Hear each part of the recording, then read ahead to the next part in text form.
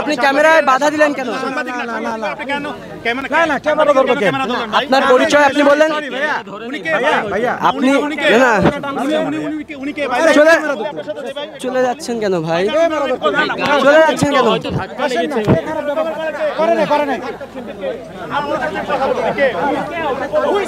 আপনি তো সাদেক এগ্রোর ম্যানেজার, তাই না? হ্যাঁ, সাদেক এগ্রোর ম্যানেজার না? হ্যাঁ, কারোর সাথে খারাপ ব্যবহার করেনি, ক্যামেরা ধরে টান দেওয়া হয়নি। না না, কারোর সাথে ক্যামেরা ধরে টান দেওয়া হয় না।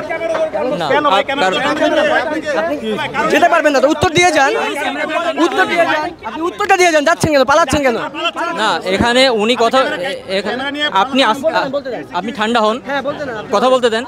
উনি বলতেছে যে সাদিক এগ্রোর অবৈধ স্থাপনা উচ্ছেদ অভিযান, কিন্তু এখানে হচ্ছে ম্যাজিস্ট্রেট স্যার যিনি উনি বলতেছেন যে রামচন্দ্রপুর খাল উচ্ছেদ অভিযান। তো আমি শুধু ওনাকে এইটা বলছি যে ভাই এইটা না এইটা, তো এটা নিয়ে আপনার ক্যামেরা ধরে টান দেওয়া হয় না।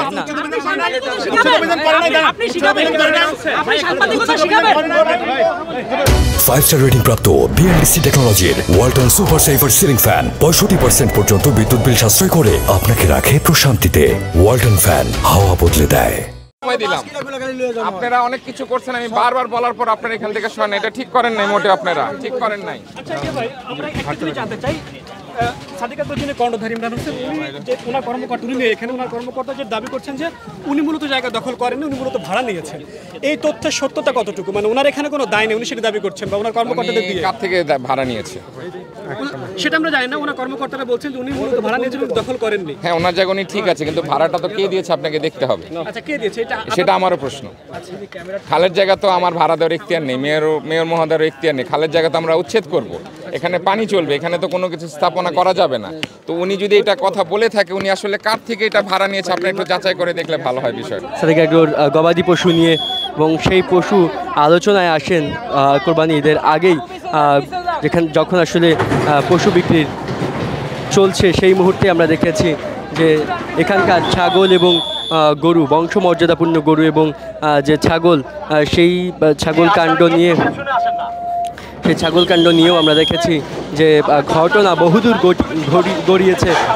আমরা দেখেছি সেই ছাগল কাণ্ড নিয়ে কিন্তু ঘটনা বহুদূর গড়িয়েছে, এবং সেই ঘটনা গিয়ে ঠেকেছে রাজস্ব বোর্ডের কর্মকর্তা পর্যন্ত, এবং তার যে সন্তানরা রয়েছেন তারা আসলে এই ছাগলটিকে বায়না দিয়ে, যেমনটা বলছিলেন যে 15 লাখ টাকার 1 লক্ষ টাকা দিয়ে তারপরে আসলে ছাগলটি নেওয়া হয়নি, এবং সেই ছাগলটি কিন্তু এখনও পর্যন্ত সাদেক এগ্রোতে রয়েছে।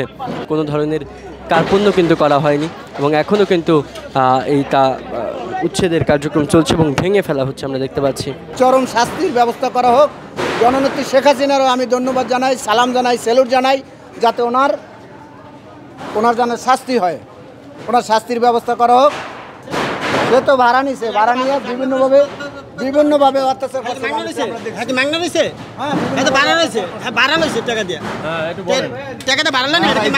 করছে। জায়গাগুলো হলো উনি ভাড়া নিয়ে খামার করছে,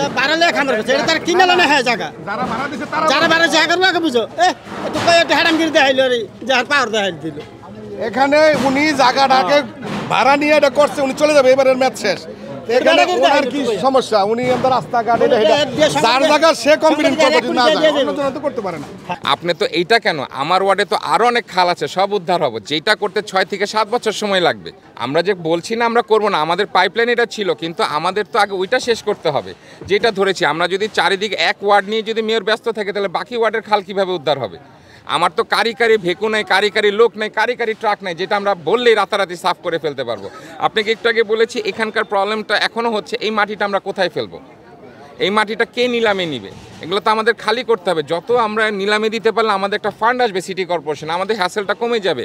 কিন্তু সেরকম লোক তো আমরা পাচ্ছি না। আজকে আমরা 7-8 মাস ধরে এটা খুঁজছি যে আমরা এটা ফ্রি অফ কস্টে দিয়ে দিচ্ছি, সেই মাটিটা কেটে এখানে নিয়ে যাবে। আজকে এখন যখন আমাদের ভেকু আসবে, সব আসবে, এটা কিন্তু সিটি কর্পোরেশন নিজের খরচে করা হবে, এবং এটা 1-2 টাকা খরচ না ভাই, এটা অনেক টাকার খরচ। আজকে আমরা যখন লালতলা খাল উদ্ধার করেছি, সেটার কিন্তু বিশাল বাজেট গেছে।